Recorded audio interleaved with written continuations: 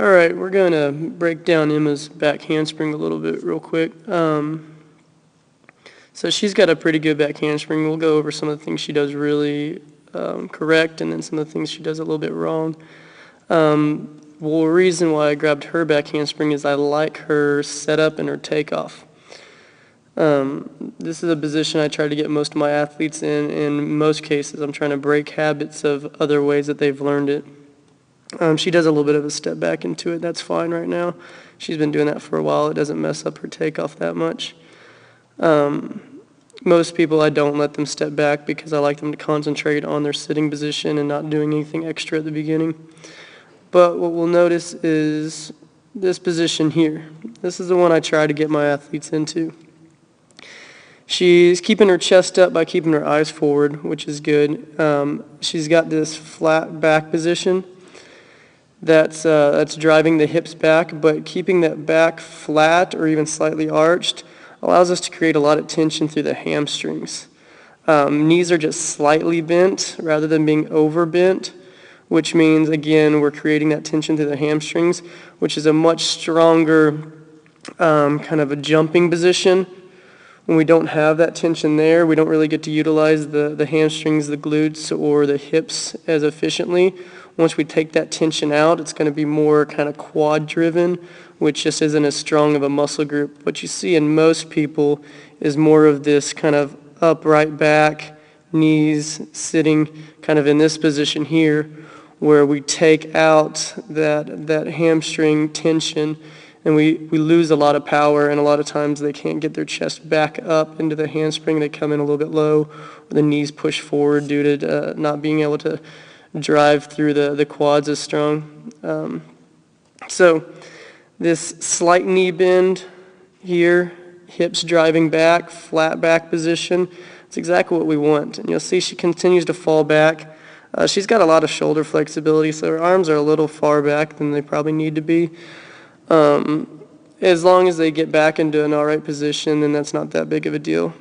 So from here, she starts to kind of get into that standing up position now. Knees do drop forward a little bit, so she shifts to the toes a tad. That's not that bad, but that's why she comes in a little bit short here. Right now, she's pretty lined up. Shoulders, got kind of this natural curve. As she comes into the mat here, we start to see that change a little bit. Right in there. You see, as she makes contact with the mat, her center of gravity is kind of right on top of her hands.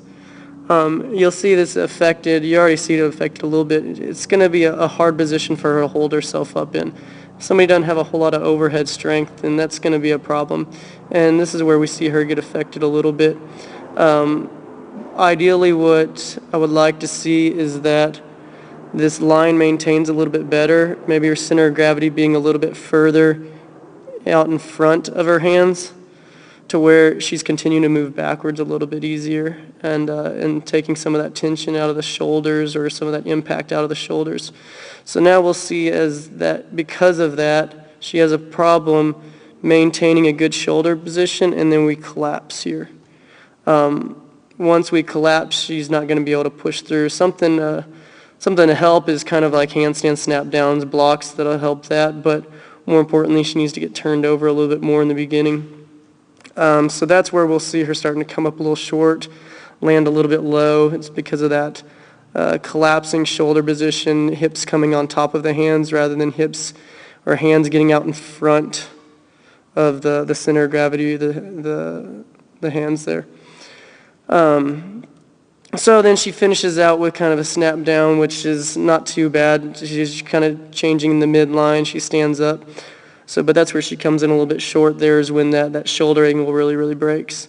Most importantly, though, I want people working on this position here. We want to kind of maintain good jumping mechanics through handsprings and back tucks. And utilization of the hips and the hamstrings and glutes is going to be our biggest power generator.